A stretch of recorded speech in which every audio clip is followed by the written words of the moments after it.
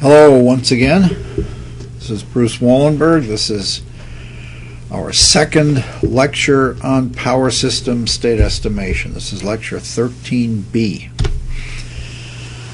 We're going to go back and look at, again, the sources of error in state estimation. Just the sources of error. Modeling errors, meaning the impedances, switch and breaker status wrong. If you have a breaker status that you assumed it to be closed and in fact it's open, or vice versa, you're going to get a big difference in the state estimate and the measurement values. So there's a source of modeling errors. Data errors, wrong measurement direction. We talked about this before, that somebody said the measurement is this way and it turns out it should have been wired up the opposite way. So those kind of measurement transducer errors when they were hooked up, there was no way to find that, by the way. That's what's interesting, is that finding it would have been very difficult, but with the state estimate it can detect those, and they can send a crew to go to the substations and make those corrections. Transducer errors. The transducers have magnetic amplifiers and other electronics and so forth. If they're not calibrated correctly, they give the wrong value. Sampling errors. Not all the measurements are taken. They're not all sampled simultaneously. Well, if things are changing on the system, we sample it at one, and then we sample the next one, 20 seconds later, and the value has changed, the system is changing, well, then I get quite a difference. I get a real error built into it just because I'm not sampling them quickly enough. So one of the things that came out very early in state estimation was, well, we've got all this measurements. Now, then this is especially true if I have many, many more measurements than states. If I have many more measurements than states, then I have a very good chance of detecting and identifying bad measurements.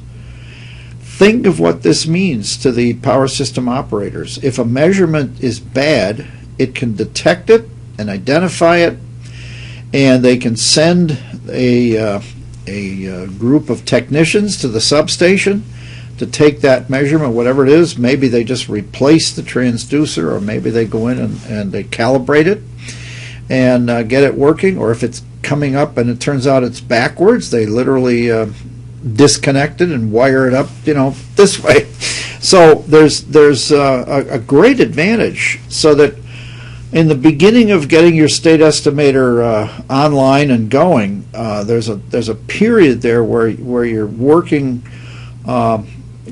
with every single substation, going through and looking at measurement errors and things like that, and getting your power system measurements all correct, getting the bad ones taken care of, getting things calibrated, so that you can get a good estimate of what's going on in the power system. Now, if there's a bad measurement, we'll come back now to this and say, if there's a bad measurement, then J of X. Remember, J of X is this is the sum of the squares of the errors divided by the weightings, which are the sigmas for the normal distribution. It gets large because one of those errors of Z measurement minus F of X is going to be way off because the Z measurement is bad. And so what we'd like to know is, well, how bad does J of X have to get until it's telling us that there's some bad data? Can we look at the value of J and know that that value is indicating bad data, or it doesn't really tell us anything more than just everything is at the normal kind of errors that we would expect? And so J of X has a distribution called the chi-squared distribution, abbreviated with the Greek chi, and it's got a parameter k, chi squared of k. And K is called the degrees of freedom, and it's the number of measurements minus the number of states. Number of measurements minus the number of states. Now notice that a PQ measurement counts as 2 measurements, okay? The number of states is 2n minus 1, where n is the number of buses in the system. Okay, if there are no bad measurements, then all measurement errors are those modeled by the normal distribution, given the measurement's standard deviation. In this case, it can be shown that when x is x estimate, the mean value of j for no bad measurements, where it's just the normal little errors that we expect from the measurements, it's equal to k, and the standard deviation is the square root of 2k. So I know what the mean value of x should be, and I know its standard deviation. When one or more measurement errors is larger than 3 sigma, j of x becomes large, and we can detect that. And what we do is we do a test. This is called an hypothesis test. We say, okay, we're going to see if j of x is larger than t sub j. And the probability that j of x is larger than t of j, given that it's a chi-squared distribution, that probability will be alpha. And we want that to be fairly small. They call that the significance level. And it looks like this. Here's the chi-squared distribution, and this is the probability of j of x being greater than t of j. And here's k, okay? And suppose I get a chi-squared value that's over here. I get a value that's over here. Wow. What's the probability that it gets out here? Well, I look at this distribution of the chi-squared and I say, suppose I want to set 0.01 as my significance level. Okay, that's this alpha value right here. Then I set the value of alpha here. I set the value of k, which is nm minus ns, and I determine t sub j from a chi-squared distribution. What I should have said here is a chi-squared distribution table. You get this out of a table. Now, if the number of degrees of freedom is large enough, then it turns out you can use a normal distribution. You run the estimator, you get j of x, and you compare it to the tj that I want. You compare it to the tj found in the distribution. If it's larger, then bad data is present. So all I want to know is I got this value from the distribution, given the k and given the significance level. Then I calculated the j of x. And if j of x is out here someplace, if it's out there, well then there's something wrong. There's something wrong. If it's smaller, okay, if it's back here, well, that's okay. So if it's big, if it's big, then I got an error. Well, here's an example on my 6-bus system. I took this measurement and I put some noise on it and I turned it around backwards. So the real value is 123. I put minus 125. The real value of Q is minus 35 on that flow, and I put plus 38. I put that bad measurement in there. When the state estimator solved, J of X was 6,455. The TJ that I got from the distribution is only 63, so yes, it's much larger. So it detected the bad measurement. It detected it. Now, can we detect bad data value, and can it be identified? That's the next one. Can I tell you, okay, which measurement is it?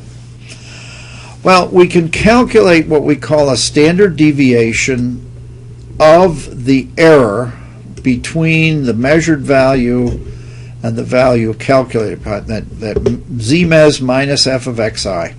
I can calculate the standard deviation. We call that, and we use a parameter here we're going to call sigma y. Sigma y. And then for each measurement, we calculate the measured value minus the calculated value and divide by sigma y. This is called a normalized measurement error. Normalized, okay? N-O-R, normalized.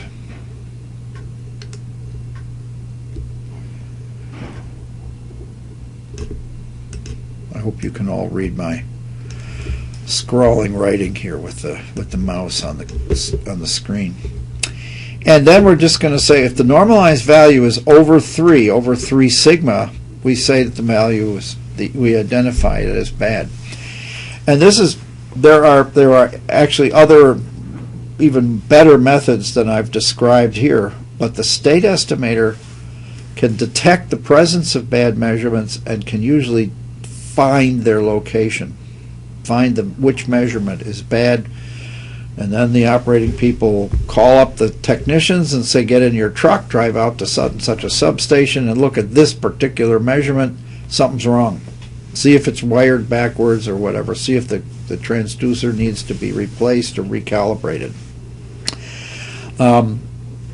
We didn't deal with this in the textbook that much, but there's also methods to go through and identify bad breaker values, breaker and switch values, where the status of the switch is incorrect. It's assumed open and it's closed, or vice versa. Okay, so here's my overall procedure now. We run the state estimator with all measurements. We do the chi-squared test to detect if there are any bad measurements there. And then we test each measurement. If the chi-squared test says there's bad measurement, we test each one with the sigma y test. If any are identified as bad, we simply remove them and we resolve the state estimator. Remove them and resolve. Now, hopefully you have enough measurements so that as you take measurements out, you don't get problems with with solving it. That can happen. But again, that's the advantage to having many measurements. So you keep doing that until the chi-squared test says no more bad measurements, then you're done. There's another property that we want to talk about called network observability. Suppose I take my little 3-bus system and I only have one measurement. One measurement. Well, the problem is that I have an unknown phase angle on 2 buses. I can tell you the difference between these phase angles, but I can't tell you what they are. This one I know the theta here, remember, is equal to 0. But I don't know. I can't do it with one measurement. What we say there is that we say the states of this system are unobservable. I can't determine what the phase angles should be with just one measurement. Now, it turns out that the solution for this one is to add what we call a pseudo-measurement. And the easiest would be to go to this thing and say, well, this is a load. And I'm going to look up all the customer information, and I'm going to keep a database that says this customer at this day of the week, at this hour, usually has a load between this value and this value. So I'll take the average and I'll just put a measurement in here, and I'm going to draw my little triangle that says that that's a measurement. And so I'm going to put a measurement in here, and I'm going to say this is the measurement on this load, and it's a pseudo measurement because it's not an actual. I didn't actually measure it in the power system. I measured it by using a table that I had stored that had something to do with the historical information for that bus.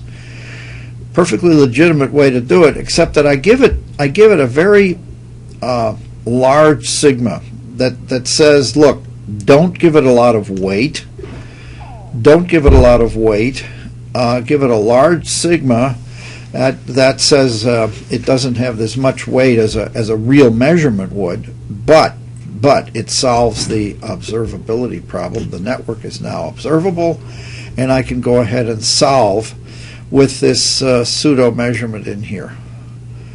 And this is the way this is done. Now, it turns out that this is easy for a little network like this. We show other examples in the book where, maybe it's not so obvious, but on a really complex network, people had to derive what are called observability algorithms. There was a professor at Worcester Polytechnic Institute, a friend of mine, Kevin Clements, that really solved that problem and wrote the papers on that. There was a little disturbance there. Okay, and so Kevin Clements came up with this observability algorithm. It's used throughout the world in state estimators to find where the network needs to have these pseudo measurements placed in the system. It's also used to study where you need measurements built into the system. Phasor measurements. This is a development that came along in the 1970s and 80s, and now it's a fairly standard technology. And here's the idea. If I have bus A and I have bus B, and I do a sine wave function at bus A, it goes like this. It's the solid sine wave. Okay, there's the voltage sine wave of one of the phases at bus A. Over here at bus B, if I have a phase angle difference, that sine wave at B is going to be this dotted function like this, and there's going to be a time difference between the peaks right here. There's a time difference.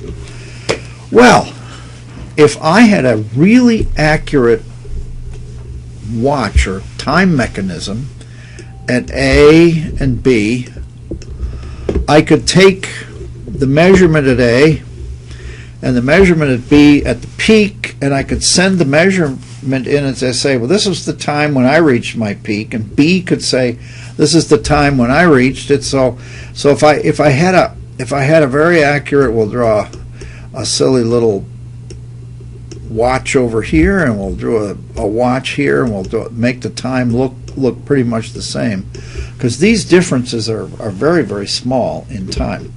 Well, a mechanical or even an electronic watch can't do it, but fortunately we have a satellite up here in the sky, and the satellite is broadcasting, and we have another satellite up here, and this is called a GPS satellite, and we build a mechanism down here where we put a little antenna up, and they literally build these into the substation. We build a little antenna, and we pick up the GPS signals, and we now have a very, very accurate time measurement at each substation. So I can tell you my peak occurred at this exact time, my peak here occurred at this exact time, and that can translate to theta A minus theta B. Or if theta A is considered the reference bus of the power system, well, then theta B is the phase angle at B. So one of the buses on the power system is going to be considered to be 0, and then everybody else is relative to that.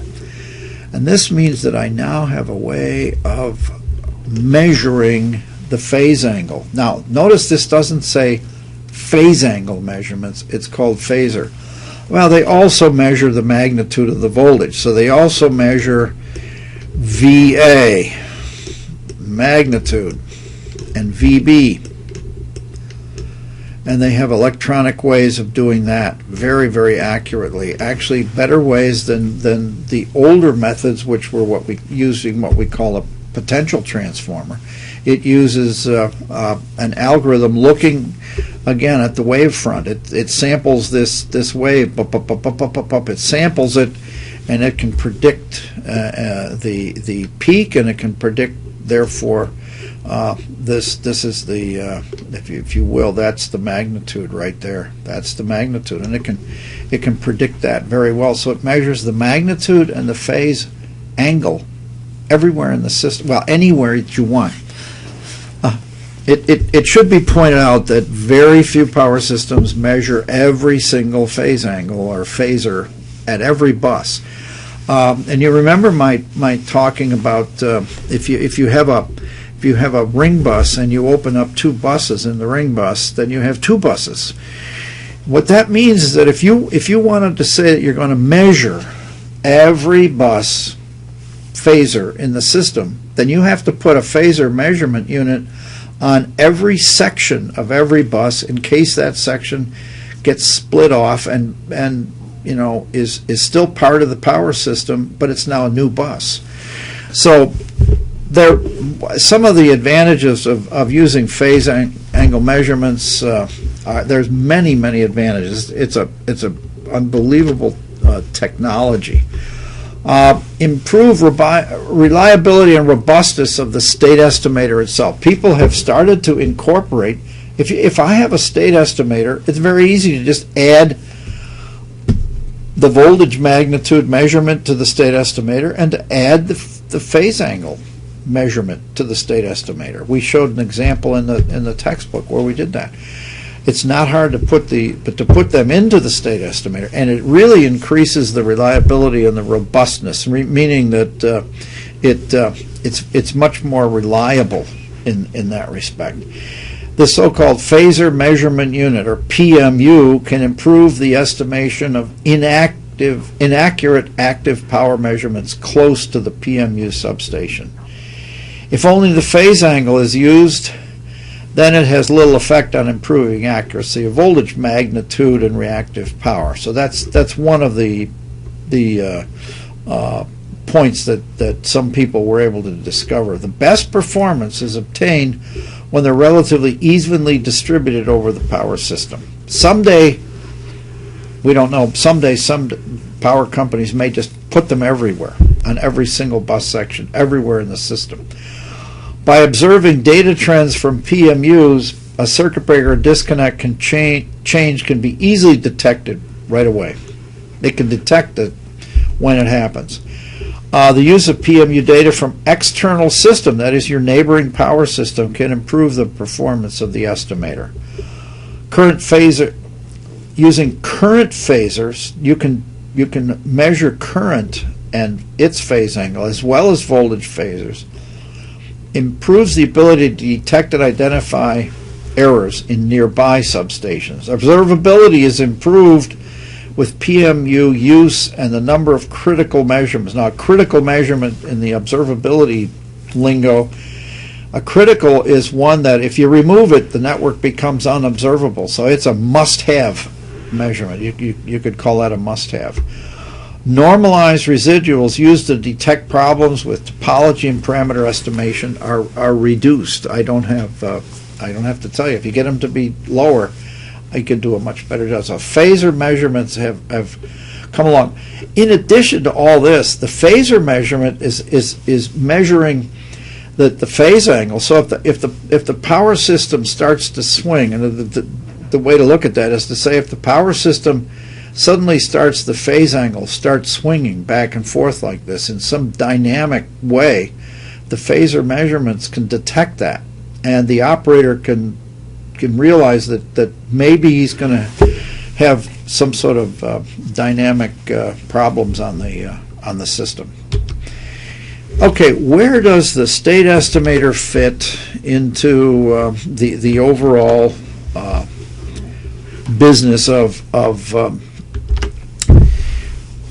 building a control system? So let's start out here. Here's little remote terminal units. These are out in the field. Our remote terminal unit is a rack of electronics. It's connected up to a communications unit, and it's connected up to all the transducers in the substation.